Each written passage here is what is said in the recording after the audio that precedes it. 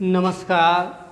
आज के इस क्लास में हम लोग मॉलिक्यूलर फॉर्मूला और एम्पिरिकल फॉर्मूला के बारे में जानेंगे और एम्पिरिकल फॉर्मूला कैसे कैलकुलेट किया जाता है। अगर किसी कंपाउंड में अलग अलग जो तत्व मौजूद है उसका अगर परसेंटेज अमाउंट अगर दिया हुआ है और एटॉमिक मास अगर हमको मालूम है तो उसकी सहायता से हम किसी यौगिक का मूलानुपाती सूत्र की गणना कैसे करेंगे और मूलानुपाती सूत्र अनुसूत्र क्या है, इस दोनों में क्या संबंध होता है, इसके बारे में जानकारी हासिल करेंगे। पहले हम लोग जान लें कि मॉलिक्यूलर फॉर्मूला एम्पिरिकल फॉर्मूला होता क्या है। मॉलिक्यूलर फॉर्मूला को अणुसूत्र के नाम से जाना जाता है, यानी कि ऐसा सूत्र जिसमें किसी अणु में उसके परमाणु के वास्तविक संख्याओं को अगर दर्शा रहा हो तो ऐसे सूत्र को हम अणुसूत्र अर्थात मॉलिक्यूलर फॉर्मूला के नाम से जानते हैं। यानी कि ऐसा फॉर्मूला जिसमें किसी अणु में उसके तत्वों के परमाणु के वास्तविक संख्याओं को दिखाने वाले फॉर्मूला को हम अणुसूत्र कहेंगे। और एम्पिरिकल फॉर्मूला अर्थात मूलानुपाती सूत्र में किसी अणु में उपस्थित परमाणु के सरलतम अनुपात को दर्शाता है, तो ऐसे फॉर्मूला को हम मूलानुपाती सूत्र के नाम से जानते हैं। मूलानुपाती सूत्र को सिंपल फॉर्मूला भी कहते हैं या सरल सूत्र भी कहा जाता है उसको। इसका दो नाम है, पहला नाम हो जाता है एम्पिरिकल फॉर्मूला यानी कि मूलानुपाती सूत्र और दूसरा हो जाता है सिंपल फॉर्मूला यानी कि सरल सूत्र। दोनों में संबंध होता है मॉलिक्यूलर फॉर्मूला बराबर n इंटू एम्पिरिकल फॉर्मूला, अर्थात n एक पूर्णांक होता है जिसका मान 1, 2, 3, 4, 5, 6 ये सब हो सकता है। तो इससे पहले हम लोग यहाँ कैलकुलेट करें कि कैसे परसेंटेज कंपोजिशन अगर किसी एलिमेंट का दिया हुआ है तो उसके आधार पर हम किसी कंपाउंड का एम्पिरिकल फॉर्मूला का कैलकुलेशन कैसे कर सकते हैं। तो method for calculation of the empirical formula of A compound, यानी किसी यौगिक का एम्पिरिकल फॉर्मूला का कैलकुलेशन करने की विधि। यहाँ एक एग्जाम्पल लिया गया है। A compound contain 38.72% calcium, 20% phosphorus and 41.28% oxygen. Calculate empirical formula of the compound. अर्थात किसी यौगिक में 38.72% कैल्शियम है, 20% फॉस्फोरस है और 41.28% ऑक्सीजन है। तो उसका एम्पिरिकल फॉर्मूला क्या होगा, इसके लिए प्रक्रिया है कि इसमें हम 1, 2, 3, 4, 5, 6 कॉलम को बना लेंगे जिस प्रकार से लिखा है इस प्रकार से। तो यहाँ एलिमेंट का नाम लिखेंगे संकेत के साथ, ये कैल्शियम हुआ, फॉस्फोरस और ये ऑक्सीजन। यहाँ जो दिया गया अमाउंट है उसको लिखेंगे। यहाँ कैल्शियम 38.72% दिया हुआ है, फिर यहाँ फॉस्फोरस 20% दिया हुआ है और ये ऑक्सीजन है 41.28% अर्थात 41.28% दिया हुआ है, ये लिख देंगे। यहाँ है percentage amount upon atomic mass, अर्थात प्रतिशत मात्रा बटे परमाणु भार या परमाणु द्रव्यमान यहाँ ले सकते हैं। कैल्शियम का एटॉमिक मास होता है 40, फॉस्फोरस का 31 और ऑक्सीजन का 16। इसमें हम डिवाइड करेंगे। डिवाइड करने के बाद ये वैल्यू आता है हमें, और यहाँ ये मोल की संख्या है। पिछले क्लासों में पिछले लेक्चर में हम लोगों ने मोल के बारे में जाना था कि दिए गए मास बटे एटॉमिक मास जो होगा वो उसका मोल होता है। तो यहाँ हम लिख सकते हैं नंबर ऑफ मोल्स या रिलेटिव नंबर ऑफ एलिमेंट्स, यानी तत्वों की आपेक्षिक जो संख्याएं हैं वो। तो डिवाइड करके लिया गया है। अब एक और अगला कॉलम में यहाँ है डिवाइडिंग बाय लोवेस्ट नंबर। इसमें सबसे जो छोटा सा अंक है वो हम ये देख रहे हैं। इसमें दशमलव के बाद पहला अंक यहाँ 9 है तो ये बड़ा हो गया, यहाँ पहला अंक यहाँ 6 है तो छोटा हो जाएगा, दशमलव से पहले 2 है तो ये सबसे बड़ी अंक है। तो यहाँ अगर 3 गो एलिमेंट दिया हुआ है तो हम 3 गो लिखेंगे, अगर यहाँ 4 एलिमेंट है तो हम 4 गो लिखेंगे, अगर 5 एलिमेंट है तो यहाँ 5 को लिखेंगे, अगर 2 है तो 2 ही को लिखेंगे, यहाँ 3 है तो यहाँ 3 हमें प्राप्त हुआ है। जो इसमें सबसे जो निम्नतम अंक है उससे इस तीनों में हम डिवाइड कर देंगे। तो इसमें हम इसी से भाग दिए हैं, इसमें इसी से भाग दिए हैं और फिर इसमें इस निम्नतम अंक से हम यहाँ पर भाग दिए हैं। जो सबसे लोवेस्ट नंबर है उससे हम तीनों में डिवाइड कर दिए। तो ये लगभग 1.5 आता है, ये 1 आ जा रहा है, ये 4 के लगभग आ जा रहा है। तो इसको हम लिखेंगे। तो चूंकि ये 1.5 है, 1.5 का मतलब 1.5 हुआ, तो इसको हम पूर्ण संख्या में व्यक्त करेंगे। तो पूर्ण संख्या में व्यक्त करने के लिए हमको इसमें कितना से गुना करना पड़ेगा, आगे ये 1.5 है तो हम 2 से गुना करते तो 3 में बदल जाता है, इसलिए तो जब इसमें हम 2 से गुना किए तो सब में हम 2 से गुना करेंगे। लेकिन गुना करना तब जरूरी है जब ये पूर्ण संख्या में नहीं है तब, अगर पूर्ण संख्या में रहे तो हमें गुना करने की आवश्यकता नहीं है, तब वो और आसान हो जाता है। तो यहाँ पूर्ण संख्या में लाने के लिए सिंपलेस्ट रेशियो जो होल नंबर में होगा वो लाने के लिए हम इससे 2 से गुना किए हैं तो 2 से सब में गुना करना पड़ेगा। अगर इसमें नहीं करते तो किसी में नहीं करना पड़ता। अगर इसमें हम किसी अन्य संख्या से गुना करते पूर्ण संख्या लाने के लिए तो सब में उतना ही से करते। तो ये आ जा रहा है 3 और ये आ जा रहा है 2, यानी ये 8। तो यहाँ जो कैल्शियम का जो संख्या है वो 3 आता है, फॉस्फोरस का जो है 2 और ऑक्सीजन का यहाँ 8 आ जाता है। तो Ca3P2 हम लिख सकते हैं। इस दोनों में यहाँ 2 कॉमन हैं तो हम 2 कॉमन ले लेते हैं, Ca3PO4 का होल ट्वाइस हो जाता है, अर्थात ये कैल्शियम फॉस्फेट हो जाता है। इस कंपाउंड का नाम हो जाता है कैल्शियम फॉस्फेट।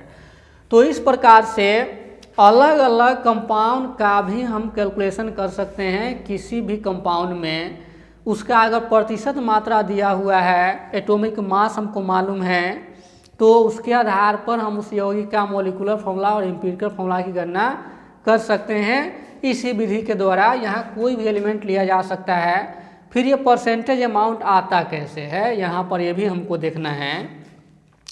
ये परसेंटेज अमाउंट निकालने के लिए भी अलग सवाल होगा, हालांकि ये जब देता है तो परसेंटेज कंपोजिशन सवाल में दे ही देता है, लेकिन ये कहाँ से आता है ये भी प्रश्न उठता है। यहाँ हम देख रहे हैं कि कैल्शियम फॉस्फेट हुआ Ca3PO4 को होल ट्वाइस, इसका जब मॉलिक्यूलर मास निकालेंगे तो मान ली कि इसका मॉलिक्यूलर मास अगर 200 ग्राम आता है तो 200 ग्राम में कैल्शियम कितना ग्राम है, कैल्शियम का एटॉमिक मास होता है 40, तो 3 कैल्शियम है तो 4 × 12 120 ग्राम।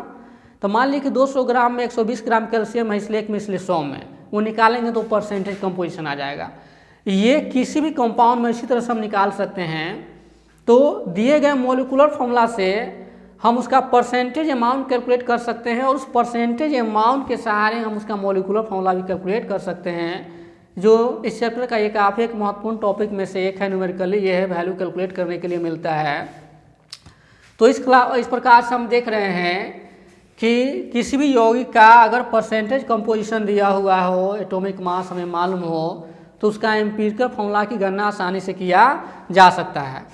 और फिर जैसा कि हम लोग शुरू में जाना है कि आखिर ये मॉलिक्यूलर फॉर्मूला एम्पिरिकल फॉर्मूला होता क्या है, पुनः एक बार हम लोग इसे डिटेल में जान ले कि ये मॉलिक्यूलर फॉर्मूला और एम्पिरिकल फॉर्मूला होता क्या है, इसको डिफाइन कैसे करते हैं और ये दोनों एक दूसरे से कैसे संबंधित है। तो यहाँ हम लोग जानते हैं molecular formula and empirical formula. Molecular formula and empirical formula, अर्थात अणु सूत्र तथा मूलानुपाती सूत्र इसको कहते हैं।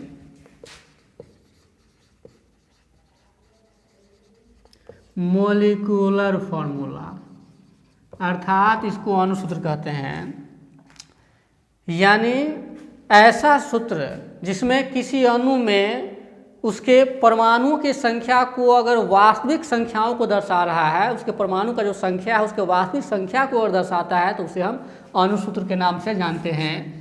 जैसे बेंजीन का अणु सूत्र यहाँ C6H6 होता है। तो यहाँ हम देख रहे हैं कि इस अणु में कार्बन 6 एटम है और हाइड्रोजन 6 एटम है, यानी कार्बन और हाइड्रोजन का जो संख्या है वो वास्तविक संख्या को यहाँ दर्शा रहा है कि यहाँ 6 है। अगर हम यहाँ हाइड्रोजन पेरोक्साइड को लेते हैं तो H2O2, तो इस हाइड्रोजन पेरोक्साइड का ये अणु सूत्र हो गया, क्योंकि यहाँ वास्तविक संख्या को दर्शा रहा है। हाइड्रोजन पेरोक्साइड में 2 एटम हाइड्रोजन और 2 एटम ऑक्सीजन है। इसी प्रकार से C2H4 अगर हम लेते हैं तो ये इथीन या इथिलीन गैस का ये अणु सूत्र है।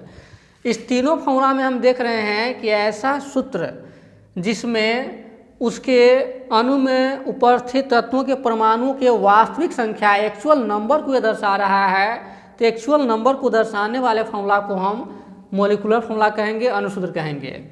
अगर हम इसका सरलतम अनुपात अगर हम लेते हैं तो ये CH हो जाता है, और यहाँ इसका अनुपात लेते हैं तो ये HO हो जाता है, और यहाँ इसका सरलतम अनुपात लेते हैं तो यहाँ CH2 हो जाता है। जिसमें यहाँ 2 कॉमन है, यहाँ 2 कॉमन है और यहाँ 6 कॉमन आ जाता है। तो यहाँ अगर हम इसके सिंपलेस्ट रेशियो की बात करेंगे तो CH हुआ इसका सिंपलेस्ट रेशियो जो 1 और 1 के अनुपात में है, यहाँ 1 और 1 के अनुपात में है, यहाँ ये 1 और 2 के अनुपात में है। तो इस तरह से हम देख रहे हैं कि यहाँ सिंपलेस्ट रेशियो दर्शा रहा है। तो CH बेंजीन का मूलानुपाती सूत्र है, HO हाइड्रोजन पेरोक्साइड का मूलानुपाती सूत्र है और CH2 इथिलीन गैस का ये मूलानुपाती सूत्र है। तो यहाँ दोनों में जो संबंध दिख रहा है कि अनुसूत्र बराबर n इंटू मूलानुपाती सूत्र, यहाँ n का मान 6 है, यहाँ n का मान 2 है, यहाँ n का मान 2 है, तो n का मान 1 2 3 4 5 6 कोई भी पूर्ण संख्या में हो सकता है। तो इस प्रकार से हम दोनों में अंतर भी कह सकते हैं कि अनुसूत्र ऐसा सूत्र जिसमें किसी अणु में उपस्थित तत्वों के परमाणु के वास्तविक संख्याओं को दर्शाता है, तो ऐसे फॉर्मूला को हम अनुसूत्र कहते हैं, मॉलिक्यूलर फॉर्मूला कहते हैं।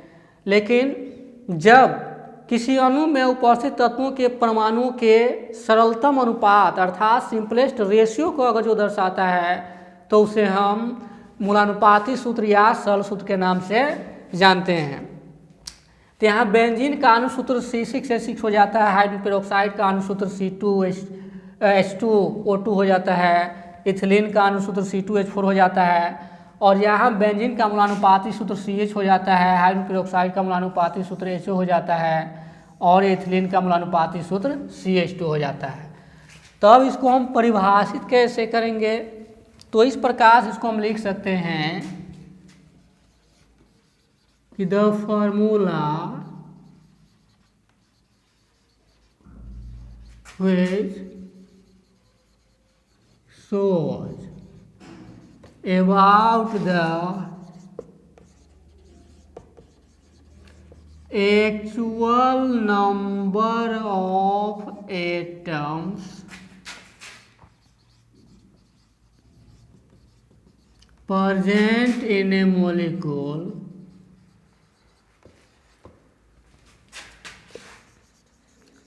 is called molecular formula. अर्थात ऐसा सूत्र जो किसी अणु में उसके परमाणु के संख्या के वास्तविक संख्या को दर्शाता है उसे हम अणुसूत्र के नाम से जानते हैं। उसी को यहाँ लिखा गया है the formula which shows about the actual number of atom present in A molecule is called molecular formula. यहाँ एग्जाम्पल के तौर पर हम लिख सकते हैं molecular formula of benzene C6H6, ये बेंजीन का मॉलिक्यूलर फार्मूला हो जाता है। यहाँ हम देख रहे हैं कि यहाँ एक्चुअल नंबर को दर्शा रहा है कि कार्बन का 6 है, हाइड्रोजन का 6 है। अगर हम सिंपलेस्ट रेशियो की बात करेंगे तो CH हो जाएगा, इसका रेशियो 1 और 1 के रेशियो में आ जाता है। तो इस प्रकार से दूसरा है आपको एम्पिरिकल फार्मूला, जिसको मूलानुपाती सूत्र कहते हैं या इसको एक दूसरे नाम में सिंपल फार्मूला भी कह सकते हैं, इसलिए यहाँ लिख सकते हैं सिंपल फार्मूला अर्थात मूलानुपाती सूत्र या सरल सूत्र हो गया। इसको हम लिख सकते हैं the formula which shows about the simplest ratio of the number of elements present in a molecule present in a molecule is called empirical formula. अर्थात ये कहता है कि the formula which shows about the simplest ratio of the number of elements present in A molecule is called empirical formula. अर्थात ऐसा सूत्र जो किसी अणु में उपस्थित तत्वों के परमाणुओं के सरलतम अनुपात अर्थात सिंपलेस्ट रेशियो को दर्शाता है, तो उसे हम मूलानुपाती सूत्र या सरल सूत्र के नाम से जानते हैं। उसी को अंग्रेजी में एम्पिरिकल फॉर्मूला या सिंपल फॉर्मूला के नाम से जानते हैं। यहाँ लिखा हुआ तो अंग्रेजी में है, लेकिन हर एक चीज़ों को यहाँ हिंदी में बता दिया जाता है, और यहाँ अंग्रेजी का भी अलग से वीडियो भी यहाँ उपलब्ध है। चूँकि हर एक टॉपिक को यहाँ हिंदी में लिखना संभव नहीं हो पाता है, क्योंकि ये साइंस है और साइंस में 80% जो टर्म होता है वो इंग्लिश होता है। हालांकि हर एक चीज़ को यहाँ हिंदी में बता दिया जाता है, लेकिन जब अंग्रेजी का अगर कोई क्लास है तो उसमें एक भी शब्द हिंदी की गुंजाइश नहीं है। लेकिन हिंदी के क्लास में यहाँ हिंदी अंग्रेजी दोनों चल सकता है, इसलिए थोड़ा यहाँ समझना आप सभी के लिए यहाँ ज़रूरी हो जाता है। और ये सबसे बड़ी बात है कि किसी चीज़ का डिफिनीशन लिखा कैसे जाता है, हम कैसे सीखेंगे लिखना, किसी चीज़ को डिफाइन कैसे करेंगे, सही सेंटेंस सही लैंग्वेज कैसे पढ़ेंगे, कैसे समझेंगे, कैसे जानेंगे, इसके लिए थोड़ा सा प्रयास करना भी होगा। ये तो इस प्रकार से हम यहाँ देख रहे हैं कि एम्पिरिकल फॉर्मूला सिंपल फॉर्मूला का यह डिफिनीशन हो जाता है। The formula which shows about the simplest ratio of the number of element present in A molecule is called empirical formula. अर्थात ऐसा सूत्र जिसमें किसी अणु में तत्वों के परमाणुओं के संख्याओं के सरलतम अनुपात को दर्शाता है, तो ऐसे फॉर्मूला को हम एम्पिरिकल फॉर्मूला के नाम से जानेंगे, या सिंपल फॉर्मूला अर्थात मूलानुपाती सूत्र और सरल सूत्र के नाम से जानते हैं। यहाँ उदाहरण ले सकते हैं, एम्पिरिकल फार्मूला ऑफ बेंजीन, ये CH हो जाता है इसका एम्पिरिकल फॉर्मूला। और यहाँ इस दोनों में रिलेशन होता है, संबंध होता है कि मॉलिक्यूलर फॉर्मूला एम्पिरिकल फॉर्मूला से किस प्रकार से संबंधित है। अर्थात मॉलिक्यूलर फॉर्मूला बड़ा होता है N इंटू एम्पिरिकल फॉर्मूला, जहाँ N पूर्णांक है 1 2 3 4 5, ये हो सकता है अलग अलग कंपाउंड में अलग अलग वैल्यूज का आ सकता है। जैसे इसी को हम लेंगे तो यहाँ देख रहे हैं कि C6H6 बराबर 6 इंटू CH, इसको हम लिख सकते हैं। तो मॉलिक्यूलर फॉर्मूला हुआ बेंजीन का C6H6 और एम्पिरिकल फॉर्मूला हुआ CH, जो 6 इंटू CH है, तो यहाँ N का मान यहाँ 6 हो जाता है। अब N क्या है इसको हम लोग पुनः अब देखते हैं।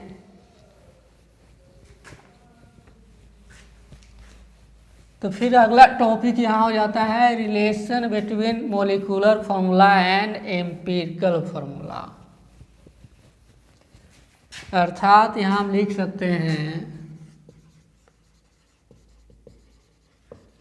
Relation between molecular formula and empirical formula. अर्थात अणु सूत्र तथा मूलानुपाती सूत्र में संबंध।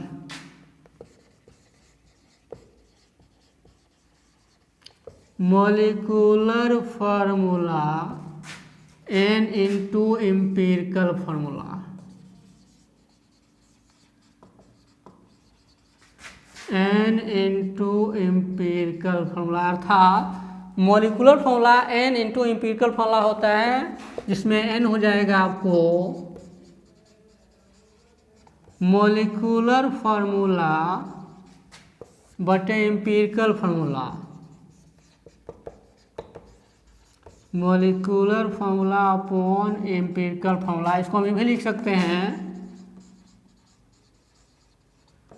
मॉलिक्यूलर मास बटे एम्पिरिकल मास।